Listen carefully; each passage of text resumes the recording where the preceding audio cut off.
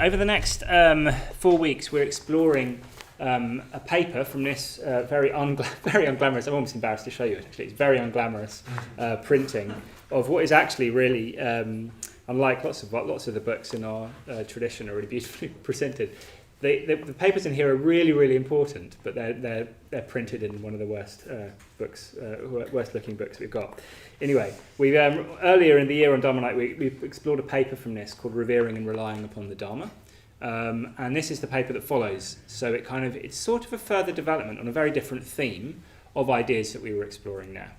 If you haven't been for any of that, absolutely fine. And if you drop into any of this series without being at the rest, it should stand alone.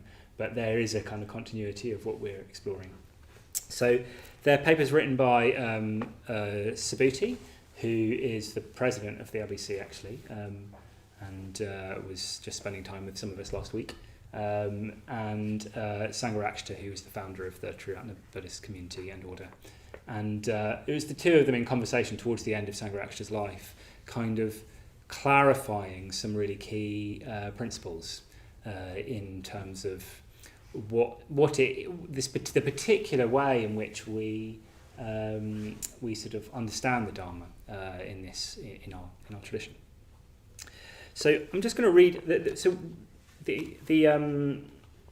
This paper that we're exploring is called Reimagining the Buddha. So it's all about the imagination. And I'll probably introduce it I'll just read the first paragraph of it to you. I don't think I'll read any more of it out, but this will give you a good sense of what this whole series is trying to get at. To live the Buddhist life, to become like the Buddha, we must imagine the Buddha. The goal must be embodied in our imaginations, our deepest energies gathered in an image of what we are trying to move towards. Yet images and imagination are either problematic or unimportant for many of us today.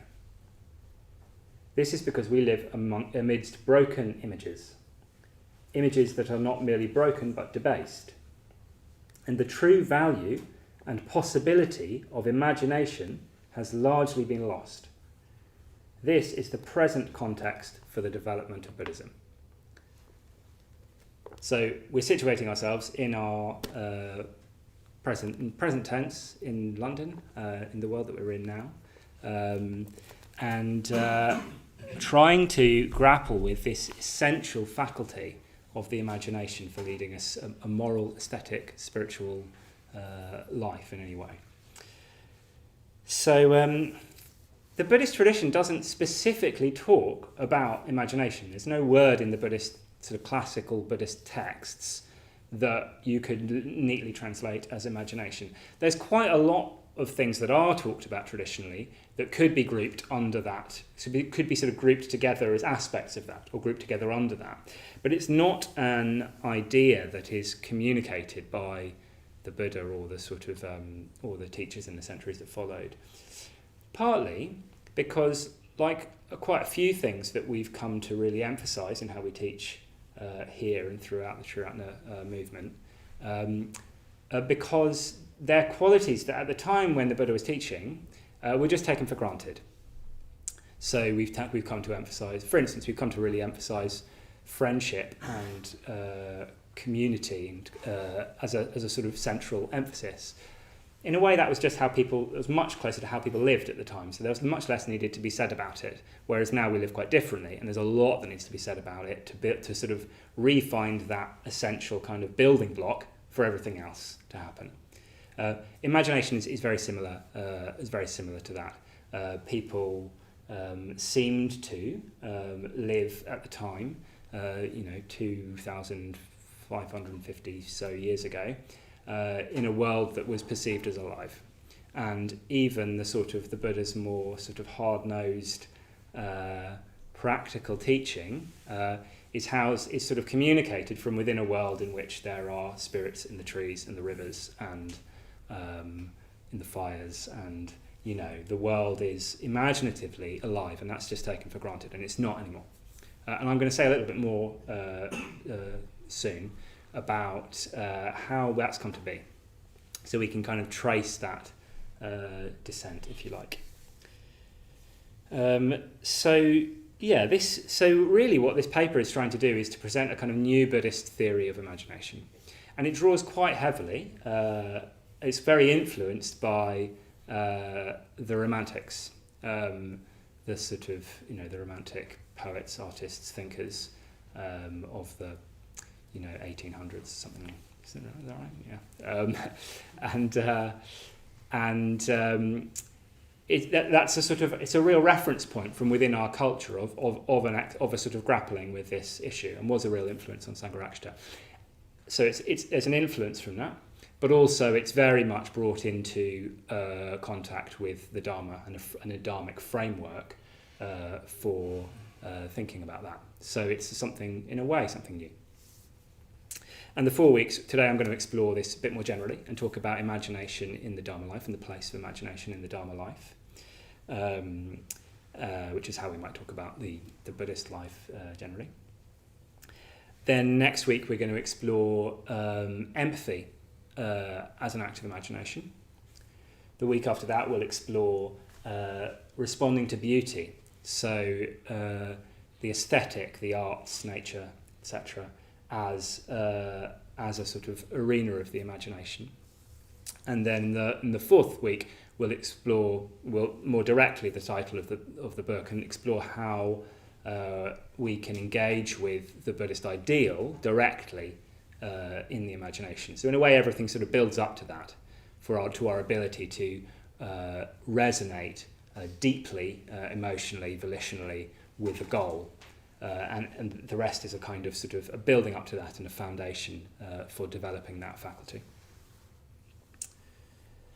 So I'll say more in a moment, but to begin with, we'll do some meditation, and we'll do the Metta Bhavana practice. Maybe just a quick show of hands if you've not done the Metta Bhavana practice as we teach it here in 5 stages before. That's absolutely fine. I'll just say as we go. I won't be able to kind of teach you the practice very fully, so you might want to come back on a Tuesday or a Wednesday evening or a Saturday morning or something like that, where you'll be able to do that. But I'll just say what we're doing briefly. Simply put, it's a practice in which we're bringing different people to mind, and we're wishing them well. So I'll tell us who those different people are as we go, and we're just trying to imagine, have a sense throughout of how we are, noticing our experience, and I'll kind of lead us into that. Then we bring to mind this person, notice what the response is in our experience, and then try and sort of shift that towards wishing them well. And I'll mention some phrases that you might drop in and just see what effect that has. And for those of you who've done the practice and who aren't, anyway, those of you who are just doing it for the first time, just see if you can just focus on it simply, just doing just doing that. Those of you who are familiar with it, maybe we can just start to explore the role that the imagination can have in meditation directly. So you could quite simply imagine, just play with the imaginative idea that metta isn't something that you're having to create out of nothing. It's something that is ever present, it's all around. And in a way, all we're trying to do is to open up to that. A bit like the flower kind of opens naturally to the sun, so by allowing our awareness to sort of rest in this space of well-wishing, we're just allowing the resistances to the more natural state of metta to kind of just unfold and open up. I'm going to say something now. After we've had some tea, I'll get into trying to define a bit more what we mean by imagination. Before then, I want to just go a little bit more into how we've got to the place we are right now in relation to the imagination, how we've ended up amidst broken images, broken and debased images, as that paragraph talks about. So I just want to kind of put this in a little bit of historical context for where we've got right now, where our culture that we're living in has got to right now. And some of us might have grown up in different places in the world, and so this will apply to different degrees, but I still think it will apply. The mere fact that we're living in a modern city means that I think this will pretty strongly apply for all of us. I'll be talking about the kind of, it's particularly a development in Europe in relation to images mostly relating to Christianity. And even if we've rejected all of that, even if we feel like quite apart from that, that's very much shaped the culture in this country in Europe, but then through that to the States, and then through the sort of either through empire or through globalization, capitalism, etc. That same culture has sort of proliferated and becomes a kind of a sort of modern world culture in a way. We're all sort of inheriting that. Again, I'm speaking I'm sure there's a lot more nuance to this. I'm not a historian. I'm going to speak in fairly general terms, but hopefully it's enough to give a general sense of how this sort of the relationship to the imagination has changed. And it's not to say that, you know, back in the good old days everything was wonderful, but I think there has definitely been a marked sort of decline in this particular faculty, which is very, very important. So, going right back to medieval times, when in sort of early Christianity, very early Christianity, there was a sort of clash initially between the kind of initial pagan religions, folk traditions, with much more of a sense of nature, like a sort of imaginative engagement, particularly with nature, and a worship of sort of, you know, sacred springs and trees and so on. This was the world across that this kind of relationship seemed to be between human beings and nature, animals and so on. And early Christianity had a sort of phase of really suppressing these images. Sometimes they would be sort of brought into a kind of the culture of that Christianity in that area, but quite often it would be quite repressed, even sort of going around and literally destroying, cutting down the sacred trees and all of that was happening for a period. And a lot of what was happening was that the images, these sort of sacred images that held a real emotional power for people, were turned, the power was sort of accepted, but it was turned into something demonic. It was turned into a power of evil. And so these forces in nature and so on were turned into sort of magic and so on was seen as the work of the devil. So there's an early kind of suspicion and a turning against these the more natural sort of imaginative traditions. Jumping ahead to another big change in culture, which was often a change in the Christian faith and the way it was practiced. So in the Reformation in the 16th century, big turn, particularly in the areas of Europe that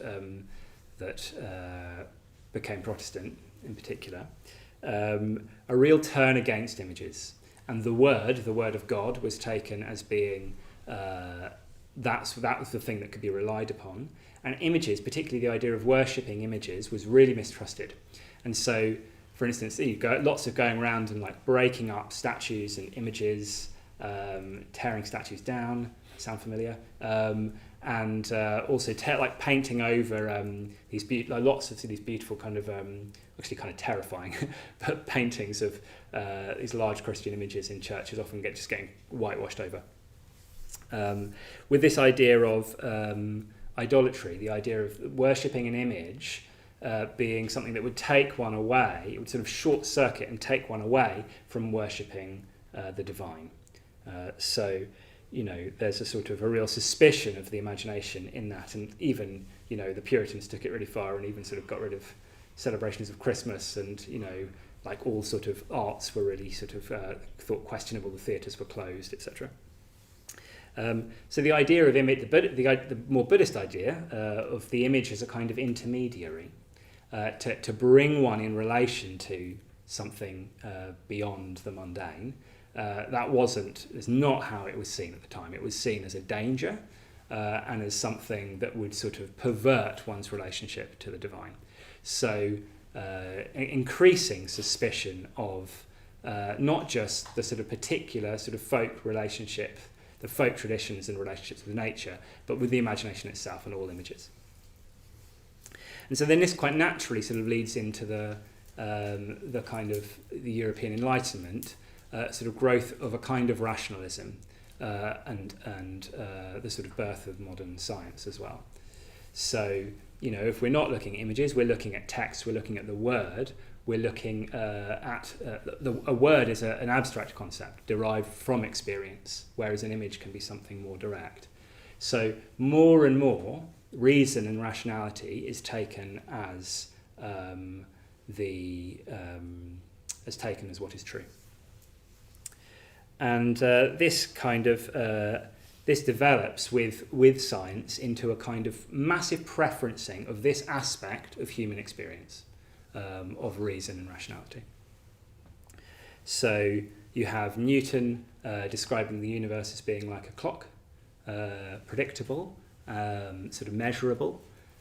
You have Descartes saying that you need to sort of observe the objective pole of experience. That basically we're starting to think that matter is everything that is there and is important. You've got Descartes saying that splitting mind from matter and saying we just observe the matter and we observe the regularities within that. And from that we start to get science's suspicion of the subjective. So the subjective, the way that our, you know, personal interpretations of things engage with the more measurable aspects of the world out here, there starts to be a kind of increasing separation of those two and a suspicion of the kind of muddying power of the subjective. Along with this, you get the Industrial Revolution. You get work and the way that people relate to one another being increasingly related to in this kind of clockwork kind of way, creating sometimes really inhuman kind of conditions in terms of the ways that people are trained to work in the most efficient way. And this has continued on and on in different levels now into technology and so on, how we use it. There was reactions to this at the time, and this is where the Romantics largely came in. So you have, I'll quote Blake, who at one point talks about how he says, "May God us keep from single vision and Newton's sleep." May God us keep from single vision and from Newton's sleep. So this single vision. So Blake was interested in what he'd called the fourfold vision, that I can't articulate completely, but it was a sort of a vision, an engagement with life and an understanding of life that was built on multiple faculties. And what he's describing here is single vision.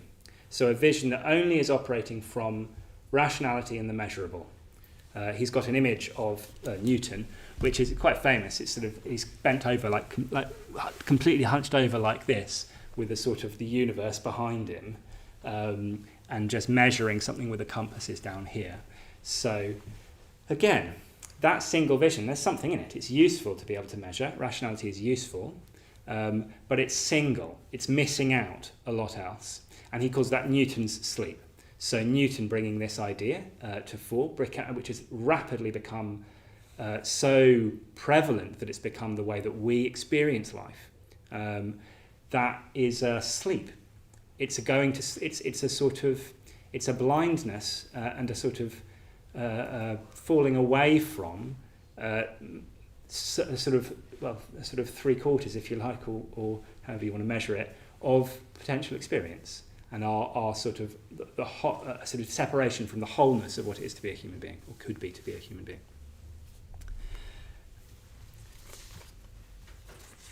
So,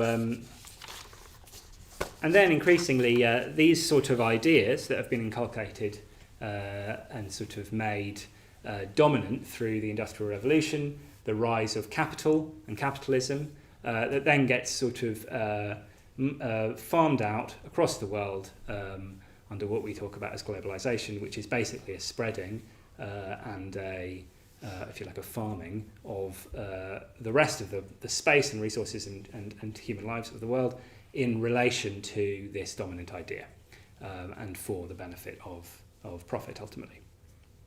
And where we're at now is we have a massive glut of images. They're everywhere and they're repeatable. They sort of, you see one image plastered in lots of different places on lots of different screens, etc. Now images are made mechanically based on other images that don't look like anything at all that's real. We're surrounded by images, but those images are mostly either nonsense or they're sort of capitalizing on these deep, fundamental, ultimately like sort of historically religious drives towards security, sense-making, meaning, purpose, and using that on the basis for the basis of us to buy things, basically. So, like Lululemon markets itself as using the phrase "the sacred space between breaths." Yeah, they're selling leggings. Yeah, there's loads of this. I think it's extremely unskillful. It's extremely unskillful. I mean, I think like advertising, the Buddhist tradition would definitely put advertising as a kind of form of livelihood. Sorry if any of you here work in advertising. Would definitely put advertising in a bracket of occupation that is seen as unskillful. Cultivating desire for something, neurotic, therefore, desire for something that people don't need, and sort of short-circuiting that sense of a meaning that we're feeling the absence of, and hooking it onto something that won't provide it for their own gain. It's extremely unskillful, and particularly when that is utilising a kind of spiritual language. But what's interesting is it does kind of show this is what people want. Increasingly, the language is spiritual. What we want is the sacred space between breaths, whatever. There's something in that is appealing to us. It's just not going to be found in leggings. This same thing plays out in our emphasis in education, more and more of a sort of move away from an understanding of, let alone teaching of the arts, into a preferencing for the STEM subjects, etc. Useful and important as they are, it's this balancing, it's this single vision as opposed to a quadruple vision or fourfold vision, or however you want to put it. An emphasis on the measurable, on the literal, and with that a sort of an increasing sort of mistrust and alienation from the faculty of the imagination. Yeah. So hopefully that gives you a little sense of just where we've come from, how we've kind of got there. It's easy to think that we are kind of isolated, free-thinking individuals, unaffected by all of that, but we're not. We grow up in a world surrounded by people and messages and so on that shape completely how we interpret the world. And if the way that we're trained, therefore, to interpret the world is alienating us from the faculty that could lead us into contact with meaning, then we need to start to learn to do something about that. So the question really is, how do we rebuild that? How do we build that sense of a living imagination in ourselves and in our culture? And it can't be ordered up. It can't just be something that we can sort of conjure out of thin air and make up. And it's also something that we can't just transplant from another culture and sort of think that we can take on ourselves from a historical culture or from some exotic place where people seem to be more in contact with that or whatever. We might be influenced by it, we might learn from that, and this is a real challenge practicing Buddhism in London, say, is that we could be very attracted to images, say, from Tibet, or ways of sort of practicing from Thailand or whatever. They can be inspiring, they can influence us, but that's what is sort of baked into that is a whole cultural sort of setup, a kind of whole worldview, a whole, it would have been something that you'd be learning from when you were a kid. It would be your culture, and we're sort of starting from somewhere different to that. So what we need to do is to find resonances, find the sort of things that kind of strike a resonance in the imagination from within our own psyches and from within our own culture, and learn to sort of educate that in the direction of meaning and value. And the Buddhist tradition seems to be able to point us very precisely in the direction of that. But we need to do this kind of, in a way, this act of magic. You could say it's more akin to in this paper, they say it's more akin to magic than science, of how we sort of bring those two things together, bring our psyches, our culture, into contact with a transcendental vision that will require our imagination to be operating at its fullness for us to be able to truly engage with. Okay, so I'll say more about that after we've had some tea, and I'll have a go at defining what the imagination is, and we'll talk a little bit about the imagination together. But before that, we'll have some tea, so we can go through next door, and we'll do that. So yeah, welcome back. Good. I think maybe I'll just say just because I was giving reason a bit of a bashing in the first half, I'll just say a couple more. Just rebalance that out a little bit. So reason is very important, and in the Buddhist tradition, that reason and clarity of thought is really important. Otherwise, we wouldn't do Dharma talks like this. We wouldn't be kind of we wouldn't be using words. We wouldn't be engaging our reflective capacity to sort of understand what the Buddha taught more clearly. So the Buddha communicated through concept, and sort of trained us in a kind of in what sometimes talked about as right view, in a kind of sort of conceptual understanding of that points towards a more direct experience of how things are. And often that's described in terms of, particularly those of you, if you were here for some of the Revering and Relying upon the Dharma series, we went into this in great depth, describing the Buddha's vision of reality in terms of a sequence of conditioned relationships that we can see. Just as all this sort of reality as we can experience it is set up on the basis of a bunch of different natural laws. Just like if I lift something in the air and then let go of it, I know that it's going to drop, and we call that gravity. That sort of operates on a number of different levels, including on the mind. So, for instance, Buddhist ethics works completely on this basis. If I act generously, I experience my mind opening out, expanding. I tend to feel happier. If I am ungenerous and selfish, I tend to experience the opposite. And so, quite simply, we're just looking at the way that those sort of regularities in experience can be observed at all different levels, from what makes one thing move when you push it, all the way to what could make somebody a Buddha. So the tradition is quite clear about sort of spotting those and using conceptual thought to look at that and see it clearly, and that is a big step in itself. But it doesn't tend to take thought further than that. It's got in this text they talk about saying Buddhism doesn't have a mania for explanation. It's not keen to sort of know why and sort of define things in that way. So there's no room for, the Buddha was very against speculation in terms of what's the origin of things. It's like, well, how did things get set up in that way? So the wrong question, the Buddha's saying. That sort of tends to imply a creator of some sort. Why is it that, if I'm selfish, my experience of consciousness contracts? Not interesting, just something that we can observe. Similarly, so the origin of things, or the purpose of things, or why things are set up in that way, or whatever. Not interested in going there. It's not seen to be helpful. What we can just do is observe. But we don't just leave it there. Just because reason and concept can only get us so far, doesn't mean that there's nothing else that can carry us beyond that. And that's really where imagination comes in.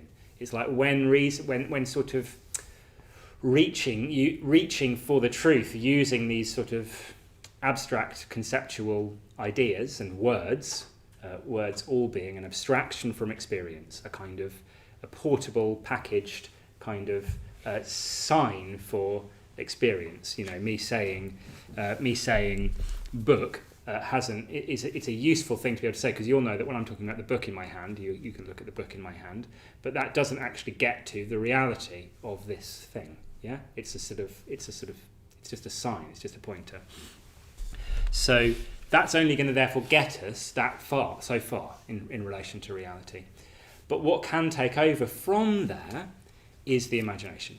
And so for us to make any significant progress, we're going to need that as well. We're going to need something that can go further. So before I get to kind of defining what the imagination is, I thought maybe we've probably all got our own sense of it. And so let's get into pairs or threes and just talk a bit about your strongest experiences of imagination in whatever form. It might be to do with in response to nature or the arts in some way. It might be in meditation, it might be in a dream you had, it might be in communication, whatever. Your strongest experience is what you might call imagination, and the effect that had on you. Yeah? The effect that had on your mind, on the rest of your life, etc. See if you can find an example or a general example of where that sort of features in your life. So yeah, what strongest experiences of imagination and what effect it's had on you. So let's get into pairs or threes, and we'll speak for maybe 5 minutes, and then I'll hear back from somebody. Would anybody be up for sharing what they were talking about? What was a particularly a stronger experience of imagination for you, and what effect did it have? Yeah. I'd just like to say one thing which I think is really beautiful. It's my first time here. Mm-hmm. It's quite scary. Right. Welcome. Nice to have you. London's such a busy space in which there's not the connection that we have here. And to talk about imagination with a group of strangers, the first thing that happened was this like bubble of excitement and laughter and love. It's like, oh, where's that been? You know what I mean? It was really beautiful. And it just shows that we got talking about kids, like when we were children, creating our own little worlds and painting and all sorts.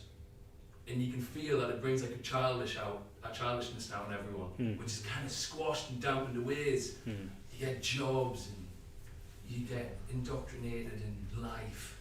So it's nice to just see that we all have that, and it's a reminder to just keep it going. Yeah, great. It's a really good observation, I think, about that. It's like this is something that's familiar from when we're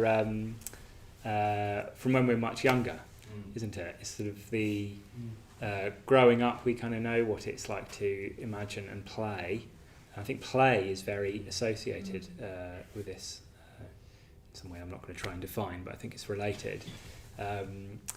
Because imagination's often not got a kind of particular kind of purpose in mind. In the same way as when we sort of play games. You know, reading a novel or something, there's no real reason to, and best not to have one. It's sort of playful. There's a freedom to it, and we can slightly glorify the sort of children's minds. We do this with dogs and cats and so on as well. I picked up a book at the weekend called 10 spiritual truths you can learn from your dog. And I thought, there's probably a Dharma talk that debunks that. But there's something, isn't there? There's something in children being able to be like, there's a sort of freshness. They also tend to be extremely sort of self-centered. But there's something there's something good about growing up and sort of developing our mind and our discriminating faculty and our ability to take responsibility and so on, but quite often something gets squashed out, something that's sort of a more natural mode of the mind is going to get squashed out. Yeah, good, and good to have you here. Yeah, nice. Yeah. Good. So what else do people talk about? Yeah, we definitely got into the child topic as well, and we spoke about storytelling. We had examples about sharing stories as families, and about music. We mentioned about going for walks, and sometimes it can kind of feel a bit magical, like maybe you're in a sort of fairy forest or something like that. And we spoke about how we feel we can get into flow state when we're experiencing this, and it's almost like time sort of stands still and you just get absorbed into whatever you're doing, and it feels like quite expansive in a way as well. Yeah, great. So you're sort of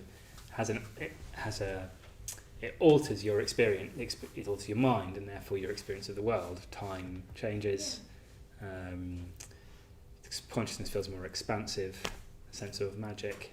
I think that could all be features of the imagination coming more alive. Yeah, great.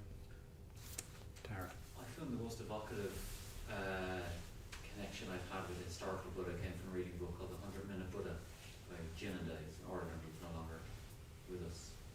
And it's the first time I really imagined historical Buddha going about his day, teaching his son, teaching multitudes of people. That's brilliant. Anyway, that came up for me. I barely even remembered it. Yeah. Came strongly there. So in terms of engaging with the Buddha, we can talk about the Buddha.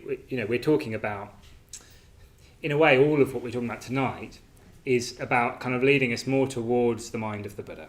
I'll say more about this as we go, but we could see the imaginative faculty in its fullness as something much closer to, in its absolute fullness as something much closer to the enlightened mind. But even the way we're talking about it, it's through concept. It's more of a sort of, it's a bit more abstract. But to engage with the Buddha through a story, we sort of know story. We think about the world through narrative. We understand our lives through narrative. It's never quite like that. Our lives made up of all these tiny little moments where we're brushing our teeth and all of this. But if we ask to tell someone about our life, we'll tell it as a story. And then this thing happened, and that kind of led to this thing, and then this thing happened, etc. It's just how we understand experience, and we respond to things narratively as well, because we can sort of put ourselves in those shoes. Partly, here's a story about this man who lived 2,500 odd years ago, but partly it's also a story that I can kind of, because it's a story, and I think of my own life as a story, I can kind of relate to it. I can sort of I can put myself somewhat in his shoes even, or in the shoes of those who met him, or something like that. Great. What else? Maybe one more. Yeah. So we didn't actually talk about this, but just on top of what everyone's saying, well, not everyone, but some things about playfulness, I think imagination, it still comes up, like as adults, but it can come up quite negatively as well, like more anxiety-induced maybe, or not necessarily, but I think imagination can have so many different emotions attached to it. Maybe, like in light of the local elections that are coming up, I think it's so important to have imagination to be able to like believe in change, or to be able to imagine like different outcomes as well. So I think imagination is really important for like change and like working towards a future as well. Yeah, absolutely. And sort of everything will be habitual. Our way of experiencing will be habitual. Our expectations of the world around us will be habitual. Our expectations of what is possible will be habitual, and we can just get stuck in a sense of things are just like this and they're always going to be this way. So it takes a kind of a really courageous kind of act of the imagination to stretch beyond that somehow. Yeah. We were talking about dreams, and Liam was talking about writing dreams when you wake up. But also, I was giving an example of a very vivid dream I had recently, which is very rare for me. And maybe it's a space where your imagination really goes somewhere that is very far from what you think on the day-to-day life, but also probably tells a lot about you without being obvious. Yeah. So, I don't know, it would be nice to understand fully what that means, but then you just keep thinking about them and then you still have no answer. But, it's fun as well. I think that tells you something about the nature of the imagination as well. It's like, dreams operate in I think they're a really good analogy for this, or example of the imagination in quite a kind of pure form, because it's not operating in a kind of hard-nosed material kind of world. It's not operating on the logic of matter. It's operating on the logic of images, and they, sometimes they can reveal something, and they can reveal something very, very potent to us. But we're probably never going to be able to say, oh, this is exactly what it means. In fact, the moment we say, this means this, we've probably killed it to some degree. So I think it's part of the skill with a dream is just to be affected by the image and allow that to do something to you. I think it's quite a big one. That's been a big one for me, I think. Like, I've had periods where I've kind of made more of an effort to write dreams down and remember them, which can be quite helpful to kind of bring that to life. Often we feel like we don't remember our dreams and so we don't have them. But actually, it can be a bit of an effort just to sort of to bring that to the forefront and write them down and remember them. But for me, I often don't do that, and I often don't remember my dreams. But every now and then, I sort of have one that I wake up and feel a bit like I just definitely feel affected by it, and try and make a practice of taking that seriously. And a few times, I've made quite major life decisions on the basis of a dream, because it's a coming together and a unification of different forces within one in something concrete, in an image. If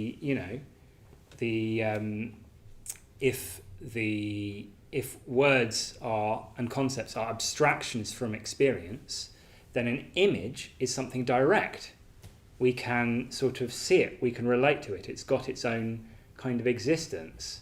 So it can affect us much more sort of fully. And things coming together into an image or a sequence of images in a dream is somehow much more direct than a pros and cons list of ideas and so on. It's something that can sort of speak to us and reveal something to us directly. Yeah. So let me have a go at sort of giving it a definition of imagination. So this is not mine. This is from the text we're studying. So this is Spiti and Sangharakshita having a go at defining imagination. So this is imagination is a power or faculty of the individual having in it something more than the individual that transforms the objects of experience and unifies them. Imagination is a power or faculty of the individual having in it something more than the individual that transforms the objects of experience and unifies them. So I'm mostly going to just talk about this sentence, and we'll go bit by bit. I'm breaking it down into 4, hopefully clearly here, and we'll kind of talk about the few elements of that, and hopefully that will kind of fill out a bit of our understanding of what imagination is, all in the aim that we just take it, we sort of understand it more, understand where it fits in a kind of, in the context of trying to develop spiritually, and take it seriously. So firstly, it's a power or faculty of the individual. So what that's saying is that it's a faculty that we can all develop. It's something that is potential within all of us. And it's not only potential, it's essential. It's the vehicle for anything, I mentioned for moral development. It's going to moral development is going to be really based on imagination, a sensitivity to life, a sensitivity to others. That's what's going to affect our volition to act morally, act for others. Similarly, for an aesthetic life, for a life that is in touch with beauty, that's going to rely on the imagination. The imagination sort of unifies images into, or understands the unification of images into aesthetic arrangements. Both from the sort of straightforwardly attractive all the way to the sort of profoundly meaningful. And also the spiritual life, as I've sort of been articulating, is going to, we're going to need imagination to bridge the gap from where reason can take us to the goal. So we can recognise imagination, we can cultivate it and treat it like a skill, like any other faculty that we can develop and learn, like a language or a sport or calligraphy. Don't know why I said calligraphy, but whatever.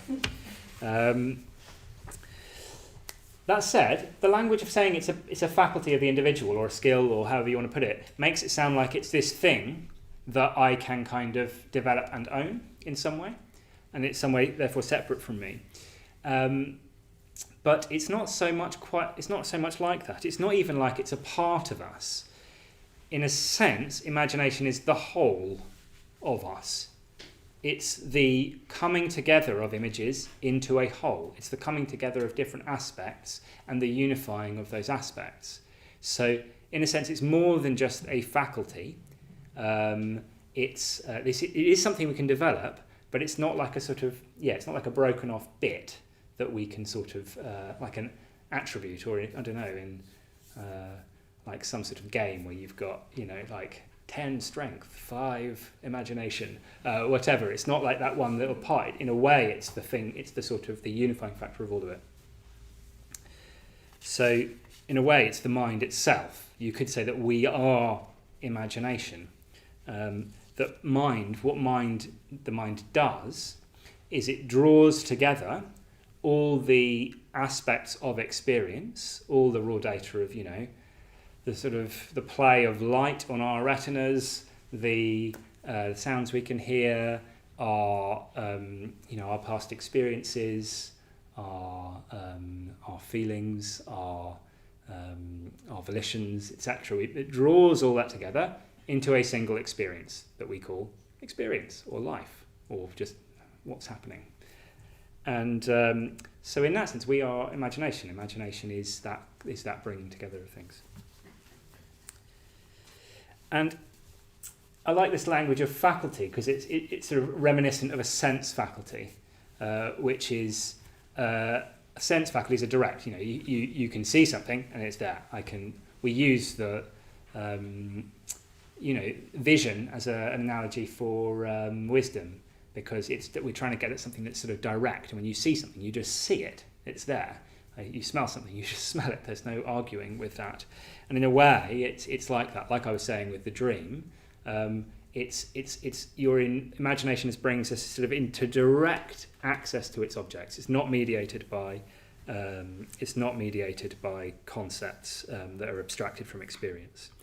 And the truths that it encounters are not conceptual truths of, the description of the law of gravity, say, which is true and observable.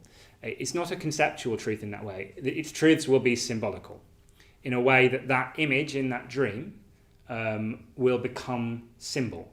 It's invested with more meaning than just the kind of colour and shape of the thing or whatever, whether it's an image. And an image, when I use the language of image, it's not necessarily visual.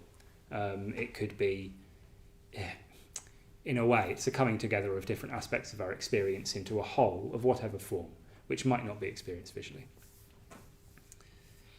And it's going to, in a way, combine and transcend all of our different faculties. So all of the sense faculties, the feeling, even very subtle things like our sense of space and how things relate to one another in space. All of that is potentially sort of combined and then even sort of gone beyond with the imagination.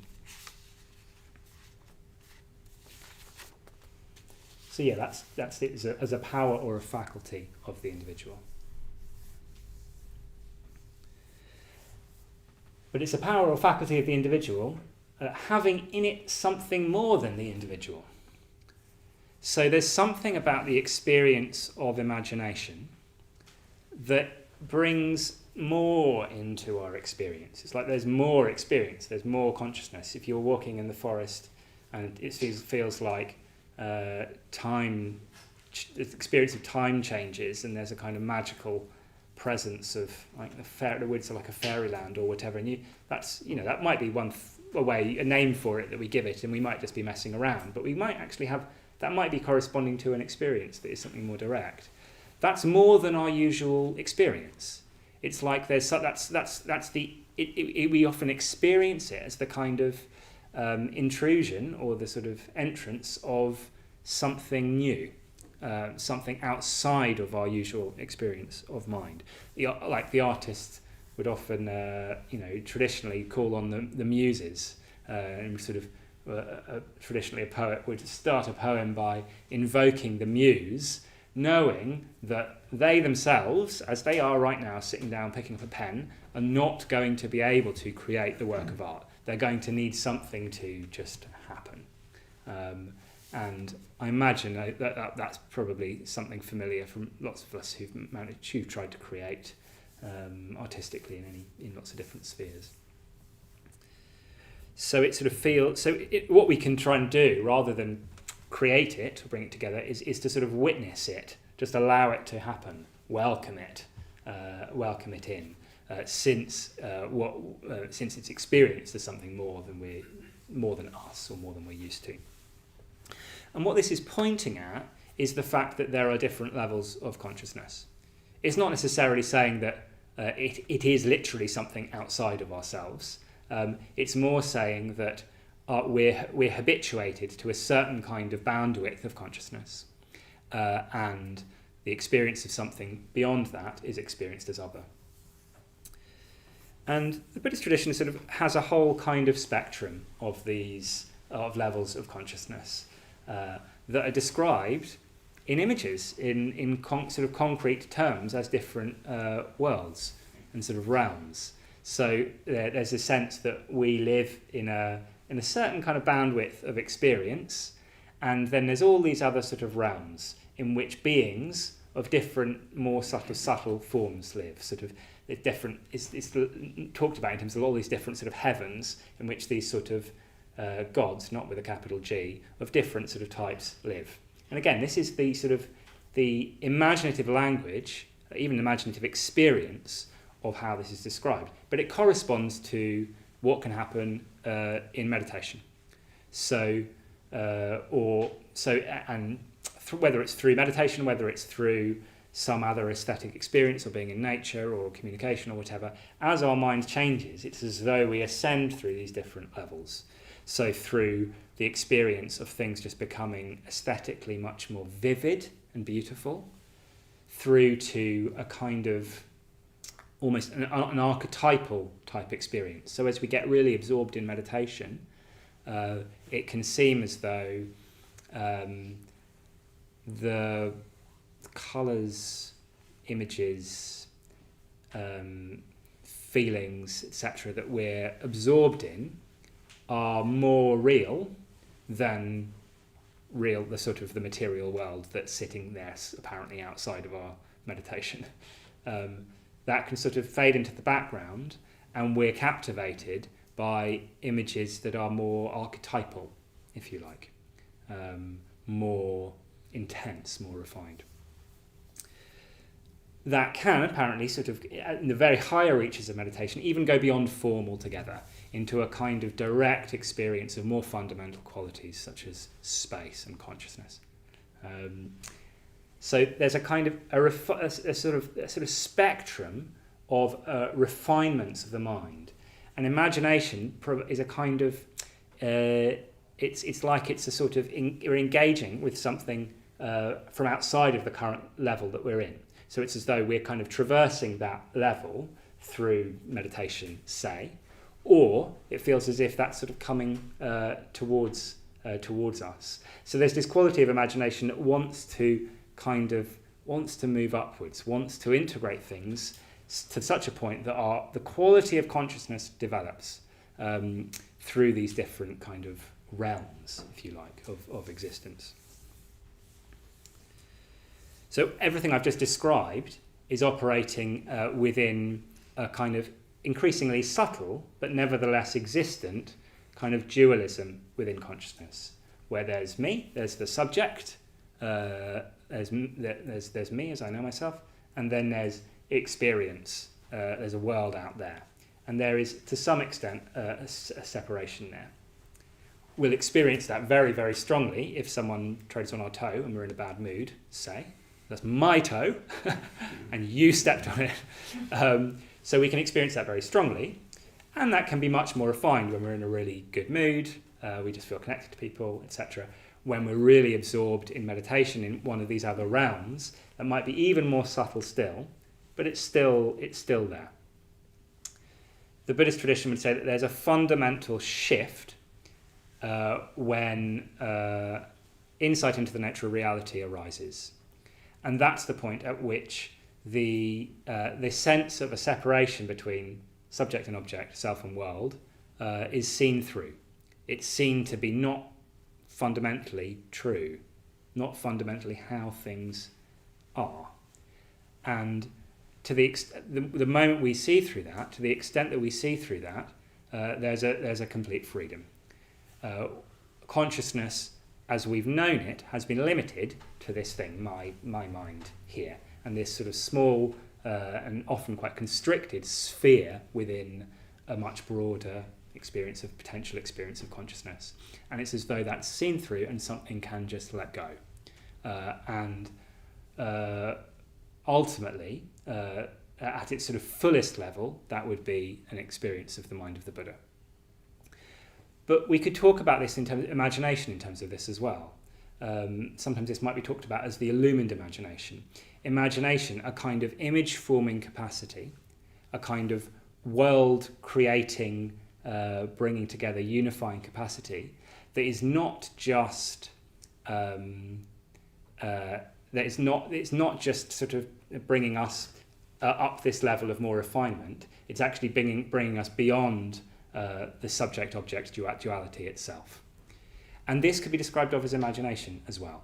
A sort of, it's a unification of all experience that includes consciousness that goes beyond the consciousness that is where subject and object are separate. Yeah, words start to fail me at this point. And this is the tradition talks about perfect vision. So samyak dristi is how this wisdom might sometimes be talked about, how the Buddha might talk about wisdom, which means something like perfect vision. Drishti meaning sight or vision. As I was saying, it's a direct quality, a seeing. And in a way, you could say that this perfect vision is not just that I've got, I've been to the opticians and I can see all the material world in the sharpest possible way. It's a seeing that goes beyond that.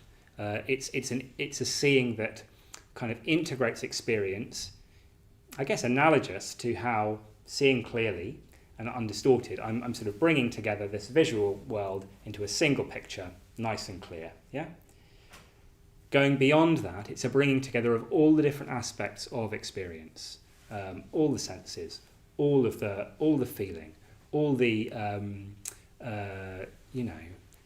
all the sense of other consciousness around, etc. All of that in a way that's unfathomable, because it's completely unlimited by any barrier around me. So if what we're trying to do with practicing the Dharma is to transcend the self, to no longer be imprisoned by the illusion of being a fixed and separate self, then imagination is the faculty that will carry us beyond that. It's the faculty of self-transcendence. So all of this sense of imagination having something in it more than the individual, involves a kind of opening up to something unknown. Yeah, it's going to the thing that we're often habitually staying within something that is comfortable and familiar, and that's fine to an extent, but it's going to keep us limited. So all of this is going to involve an opening up to something that is more than our current experience of how life is, assuming that there's stuff that we don't know. And Keats, and now that I'm going to keep quoting the Romantics, Keats talked about this idea of negative capability, which is a really helpful way of thinking. He describes negative capability as being as capable of being in uncertainties, mysteries, doubts, without any irritable reaching after fact and reason. So capable of being in uncertainties, mysteries, doubts, without any irritable reaching for fact and reason. So to be in a kind of blown open, affected state, without needing to try and pin down what it's all about.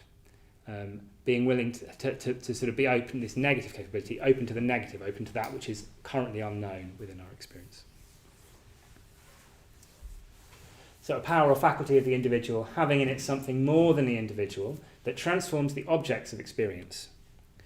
So imagination is taking the objects of experience and transforming them, not just bringing them together, but transforming them.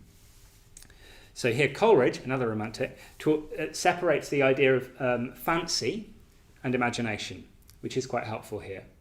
So fancy, he's saying, or we might say fantasy, it brings together different items into a kind of new configuration that might be new, that might be original, but it doesn't have sort of depth. It doesn't point to something more than itself. And in a way, we're doing this all the time. We're constantly arranging experience and making sense of experience and bringing things together, but often it's not truly imaginative. Often what we're doing that on the basis of is what is going to bring me more pleasure and cause me less pain. And that is understandable, and that is sort of how we're kind of built as human beings. That's a very strong habit, because we do want to avoid pain and get pleasure. But often that sort of dictates how we unify the world that we experience, and we notice the things we like, and we kind of ignore the things we don't, or we run away from them. Yeah. Whereas imagination blends images, brings them together in such a way as to reveal moral and spiritual meaning, to sort of highlight and bring out those aspects of experience that are truly important, that make life worth living, rather than just worth kind of navigating our way through, avoiding pleasure, looking for pleasure, avoiding pain until we die. And what it brings things into is symbol. I've talked about this, a symbol being something that it's not. It's different from what might be called a sign. So a sign might be, I don't know, a thumbs up emoji that means sure, yes, great. It's a sign. It's sort of symbol. It's sort of pointing us towards a particular conceptual meaning. A symbol is something that contains more within it. So, for instance, we've got the Buddha sat here on the shrine on this golden lotus. So a lotus is a symbol that you'll see throughout the Buddhist tradition. A lotus, in a way, I could just say, look at that, and you could look at it for a while, and that would be engaging with it as a symbol. A lotus is something that grows in the mud. It grows in the mud down at the bottom of a lake, and then it comes up to the surface and then it opens. And although it started in the mud, as it opens, it's completely clean inside. So it's a sort of an image of beauty and purity that has emerged from the mud, and it's an opening out kind of quality. Engaging with that image will teach us quite a lot about what spiritual development looks like. And in a way, I bring lotuses to mind in the meditation practice that I do. I was doing that this morning. I felt like I kind of got it a little bit more, and it's affected me. And it was there again in my meditation I was just doing now, and it was a kind of a doorway into the experience that it was pointing to, that we can gradually sort of develop. So we sort of build our relationship to these images. A dream symbol might be one that affects us. What's that about? But I stay with it. I don't irritably reach after fact and reason to explain it, but it sort of slowly teaches me something. So through these symbols, our intimations of deeper meaning, our feelingful sense that there could be more to life, are given a kind of place and a name. We can engage with them.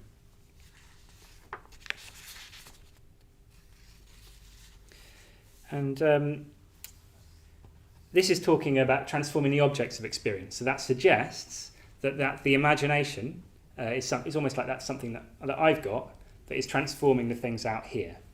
But sometimes what it can feel is like we engage with an imaginative object, and actually it's the thing transforming me. So in doing so, that's already pointing to the fact that the subject and object are kind of coming closer together through this experience. The imagination doesn't quite work it's not a bunch of things that I'm sort of counting and laying out and using in a certain way. It's taking me closer to this sort of mystery of what, if anything, is dividing my experience in the world outside. And lastly, it unifies them.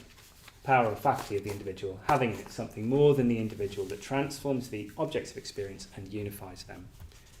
So both unifying in this sort of perceptual way that I've been talking about, sort of, if you like, quantitatively bringing the things together and making sense of them, the whole visual field into what I see as the room, Kieran's, this arm, this leg, this foot, etc. I can understand to be Kieran. And that's all sort of practical and useful. But also it can sort of unify things qualitatively, bringing together all these different aspects of experience into an experience of absorption that we might experience most keenly in meditation. So. Sorry, is that unity between the individual and the object? Say that again. Is that unity between the individual and the object? Yeah, I think it was unity in a way in these both of these different ways. So there's a unity of drawing, perceptually even just drawing things together, but also a unity in terms of the individual and the object, a unity in terms of all the different levels of one's experience into an experience of a whole rather than a number of different discrete parts. So, what do we think? How do we cultivate it? Maybe just a few show of hands, just a few very brief ideas, just like a sentence, whatever. What do we think we can do to cultivate this quality? To cultivate a mind that functions in this kind of way?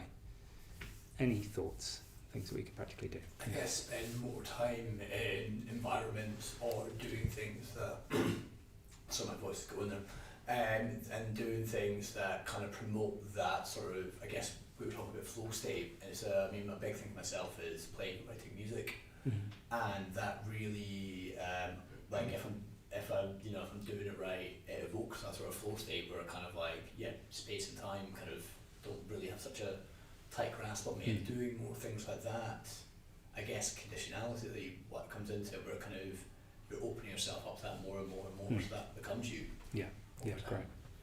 Good. Yeah. I think with that as well, it's like removing distractions and finding a way to become more sensitive.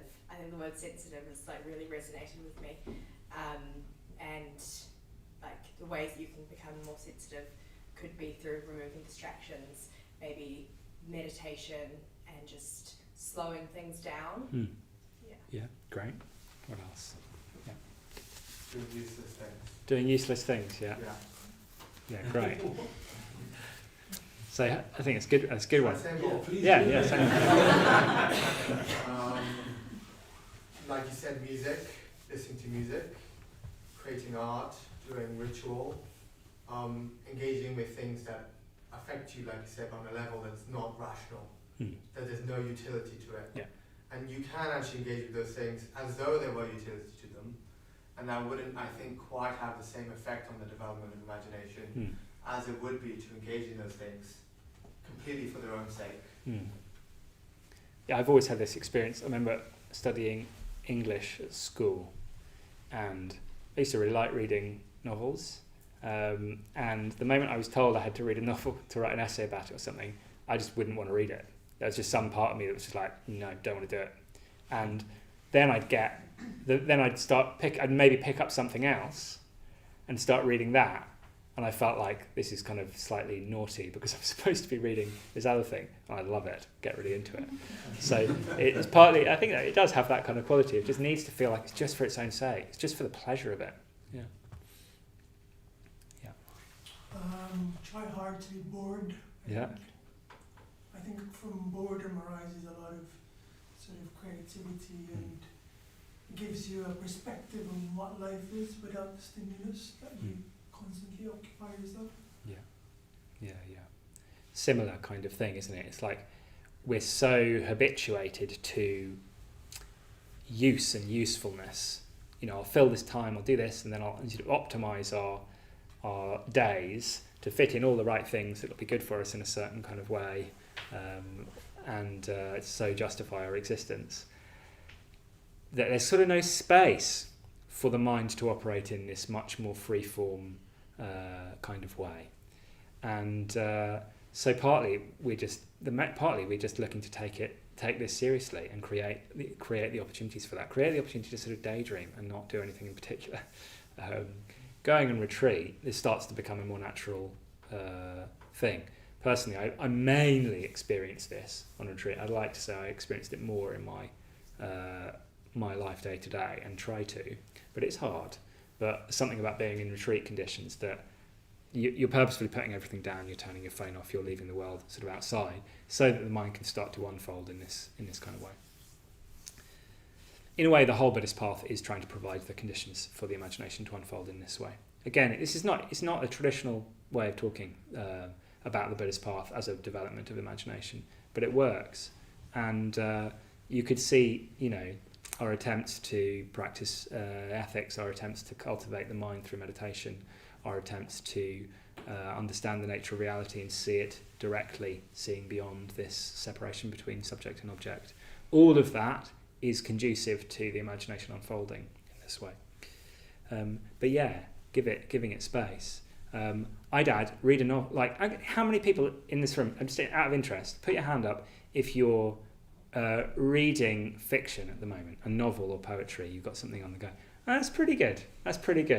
Yeah, about maybe half, just over half.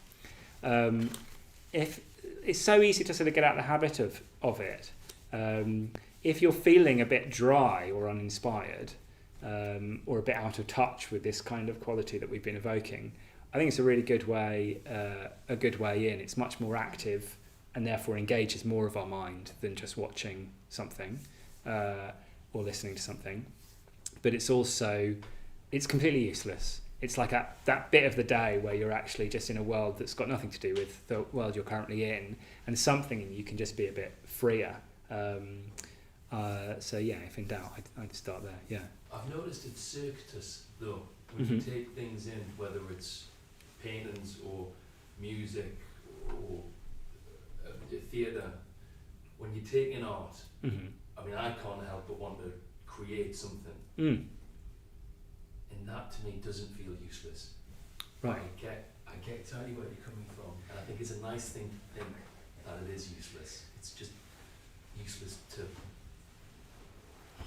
I don't know. I find that hard to. Well, in a sense, it is like what's the use of a painting? What's it sort of? What's it for? Yeah.